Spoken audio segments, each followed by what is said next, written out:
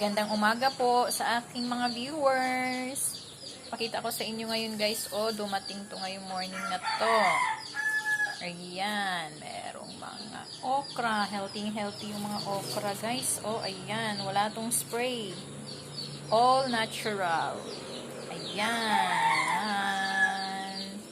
Gulay-gulay tayo guys. Napakasarap po nito. Tsaka dito naman ay meron ding ayan.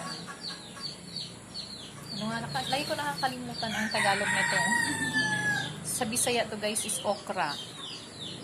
Sa Tagalog naman ay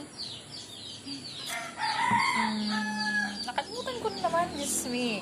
Basta yun na yun, sikwa. Ayan, ang dami guys. Sarap to sa pansit. Yung pansit na sariwang pansit, lagyan mo ng sahog na baboy or Ayan, bites na yan guys. Yan na. Ang sarap-sarap yan. Thank you ha. Early in the morning. Thank you kay Papa God sa pag-provide nitong lahat. Ayan. Maraming salamat po Lord sa mga blessing. Especially yung gift of life every day. Salamat Lord.